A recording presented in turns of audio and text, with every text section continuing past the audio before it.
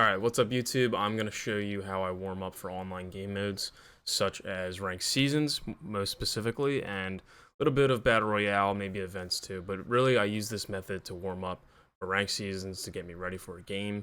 It's better to hop into a game warmed up so you don't affect your record by using the first game as your warm-up.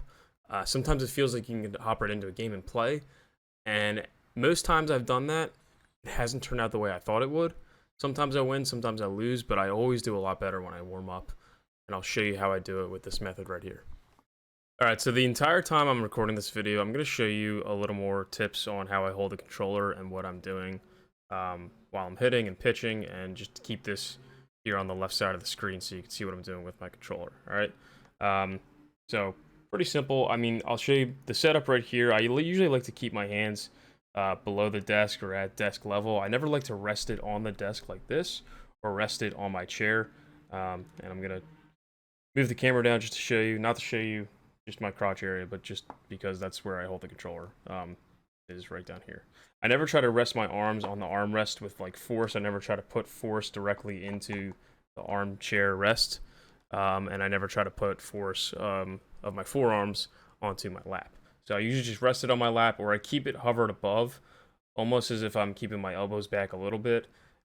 This seems kind of silly to explain all this, but like, it does make a huge difference. You do have to kind of get ready to, hit and pitch. It's a very reactionary game, and I'm sure most people would, Jimmy, my kids are right. Say that they have a message on how they hold the controller and how it affects the play. I never try to lean on one side like this or lean like this. I catch myself doing that and I try to fix it, and I end up usually doing better, and I notice when I'm doing worse is when I'm leaning on one side.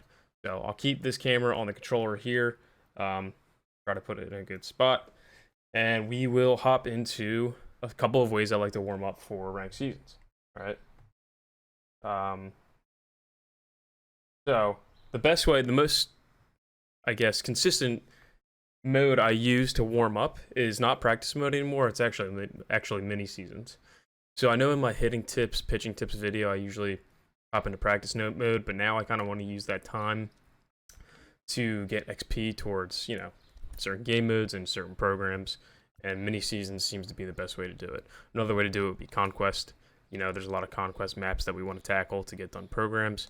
I want to get done this incognito program, so I want to finish this conquest at a certain time.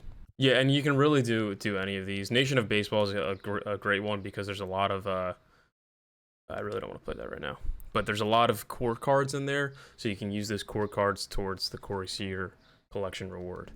In mini seasons, you can change your team. I like to use a team that's going to give me XP towards the program. So right now, if you look at my squad in the mini seasons program, when you click on the game, it'll ask you to play the game or manage your squad. If I manage my squad, you can see that I have monthly awards players in here. And I'll hide these two real quick. So you can see that it's kind of a mix and match of monthly awards. I was using these guys to get their XP, but now we have the program done. So I will be debuting Aaron Judge online in my next video, but for now we'll debut him in the offline mode of mini seasons. So we'll have him in right field, and what I wanted to do here was put Nick Castellanos because I've been using him. All right, so we'll hop into a mini season game. All right, so anytime I hop into a game, I always choose Hall of Fame. Basically, I'm always going to choose the level of difficulty that's one above the difficulty I'm at in ranked season. So in ranked season, I'm currently, I believe, at a 750 something rating. So that falls into the Hall of Fame level of difficulty. So I lied. I don't go one above. Sometimes I will. Now, if my rating in ranked seasons was close to 900, I would go Legend. If there's a potential chance that I would play someone on Legend, meaning they're above 900, then I would choose Legend difficulty in this warm-up game. But I'm going to choose Hall of Fame. All right, so like I said, I'm always trying to hold the controller right here. It's pretty much at the level of my desk right here, and I'm not resting my arms on the armrest. Now, I've been showing people in my latest tip video that I usually use the claw grip, which is what you see right here, where I have two fingers pretty much behind it.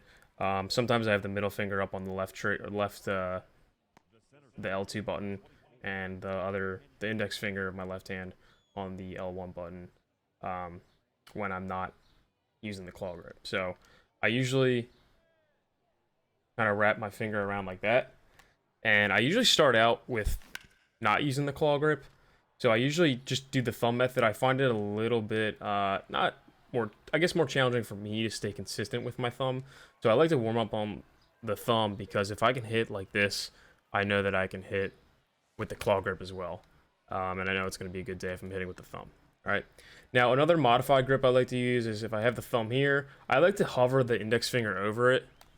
All right. So I'm not actually putting my left index finger on the top edge of my control freak or my analog stick here. But I'm using my thumb. Just struck out, but this is why you warm up. So I'm using my thumb, and I am just kind of focusing on using the thumb method. And then if I start, if I feel like that's not working, it's all based on feel too. If I feel like I can't get to an inside fastball accurately with my PCI, I'll switch to the claw grip and see how that feels. But sometimes I can. All right. So since I'm using this practice mode, I want to use this time to also take pitches, right? Even though it's not really that much harm to swing a bunch and swing at balls, I want to use this time to gauge how I'm going to play in ranked seasons, right? I want to have good at-bats. I want to treat it as if I'm in a ranked season game. That pitch right there, if I'm playing just to get XP, playing offline, I know it's not going to affect my record or anything, and I don't care. I might be swinging at that, but it's not really a good idea to do that if you're using this as a warm-up. So even though I got walked there, it seems like a waste of time, but it's really not. All right. If you can see the pitches in this game mode, you'll be able to see it in the same difficulty online.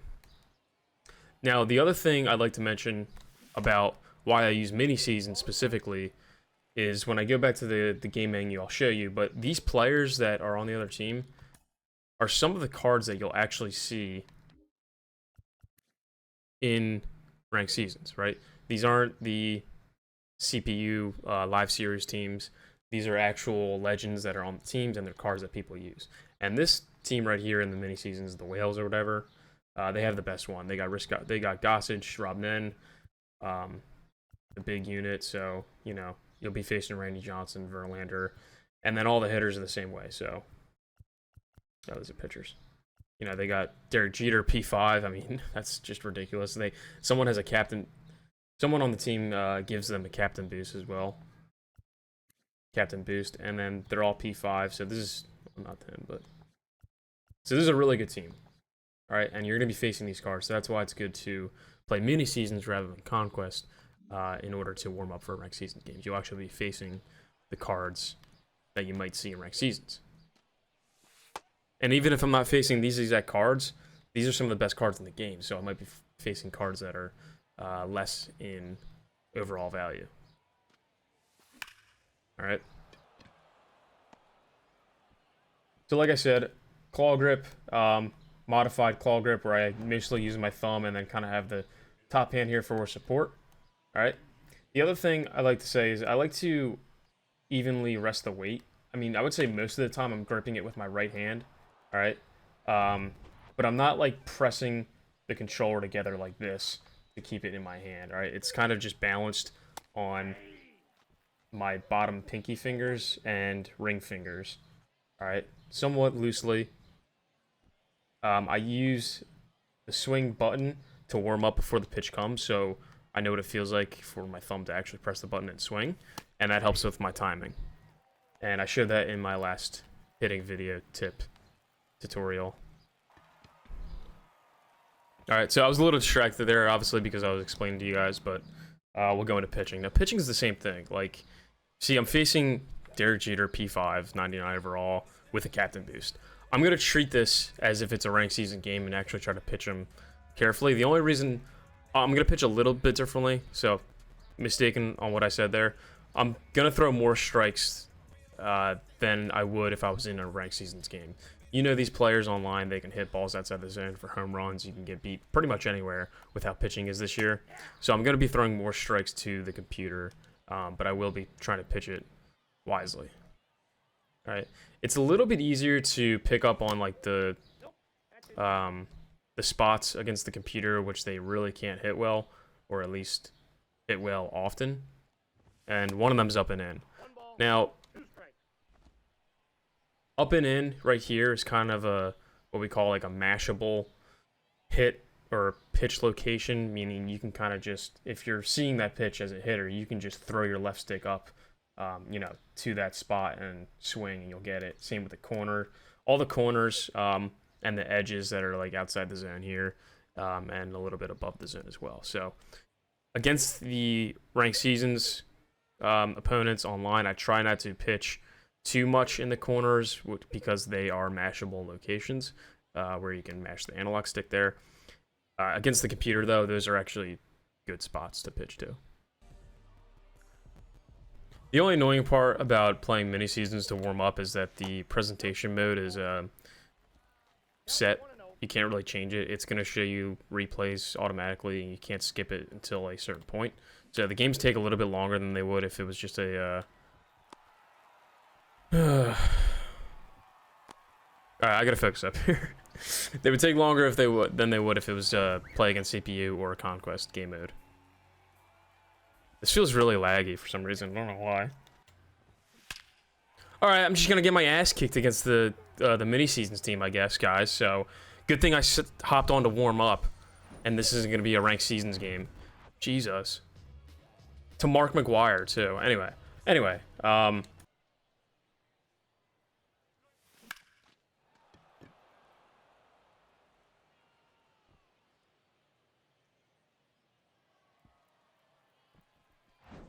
Now, that was not a good swing, so I'm not gonna give myself any credit for that. But it still went out anyway. That was definitely a better swing. Taking pitches is very important in ranked seasons. You're gonna put more pressure on the opponent and make him throw some bad pitches. And the opponents are gonna throw these pitches that the computer's throwing. So I think it's very accurate to how you'll see it in ranked seasons. Now, that was I still feel good about that swing, even though I got on top of it. That's something where, like, I use my thumb to get there, and I may now try to use the claw grip because I'm noticing that I went a little too high on that, so the claw grip might help me to control that movement. All right. There we go. Granted, so you might be saying, like, this is wasting too much time. I don't have time to warm up and play a full, oh geez. I don't have time to play, a ranked seasons game. I mean, a mini seasons game. I just want to hop into ranked and warm up. I mean, if that's the case, you can also play against the CPU, and it won't affect any programs unless you're using program players. You can play against the CPU and set it to any difficulty. You can exit at any inning in the game. It'll give you a loss, but it doesn't matter. It's just an exhibition game against the computer. All right. I just like doing mini seasons because you're playing for two big reasons. One is you're playing against the cards you'll see in ranked seasons, and the other reason is because you'll get more progress towards the ranked seasons rewards, which I'll show you after this game. All right, now that I'm not distracted, I can get a 1-2-3 inning. So my posture in my chair. Oh, there we go. As far as the posture in my chair where I'm sitting, I move around a little bit. I don't always stay upright against the backrest. I try to pull my seat out and lean forward a little bit sometimes when I need to focus.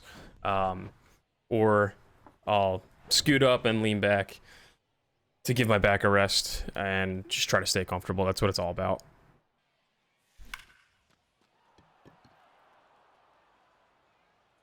So unfortunately, some players will get upset that you press the R2 button. They call it R2 spamming. That's when you pull up the pitcher's pitch repertoire. I try to do it. Like I said, this is a new pitcher, so I want to see it right away. So I don't get mad if other players do this. And I like to do it only when I actually forget what the pitches are, which you should try to memorize the first time so you don't have to R2 spam. Or when the other opponent is clearly just kind of being spastic and pitching way too fast. it seems kind of cheeky, but like it is really annoying when they don't let the pitcher. They don't have to let them come fully set because that just takes forever. But when they start their windup right after they click the pitch, and they do that every single pitch, it does get a little annoying and it kind of affects your hitting. So I understand if you press the R2 button in the middle of the game as well. That was a great swing, just early. You know, it's cutter, slider, sinker, fastball, circle change. It's got stuff that moves both ways. The other thing visually I try to keep in mind is like how far I'm looking in terms of depth. Am I looking at the pitcher's legs? Am I looking at the field in front of me? I like to keep my eyes on the pitcher's legs. Some say you should look at their ball cap, their hat, and that way you'll be able to see the ball come out of their hands better. I use that method sometimes, but I switch it up just so I don't get stagnant on one way of looking at the pitcher. All right. Now, most of the time when I'm warming up for ranked seasons, I play 2 mini seasons games. All right. This is against a 77 overall team, so I don't really see the point in doing that. But basically, I play 2 in a row because the first one usually doesn't go well. Normally, I don't give up 6 runs, but I was talking to you guys on how to do this method. So the other thing is if you don't have time, just playing one's good enough, or like I said, play a conquest game, play against CPU so you can back out of it, and you can easily correct your loss after that. But mini seasons, I try to win games because, let's see, win at least 18 games while playing on All-Star difficulty or higher. So I could have played that on All-Star, got the win, but I always play on, like I said, Hall of Fame because it is the most accurate to my ranked seasons capability and my ranked seasons rating. So that's pretty much how I do it. All right. And you get a ball on is a gold pack, 5-pack.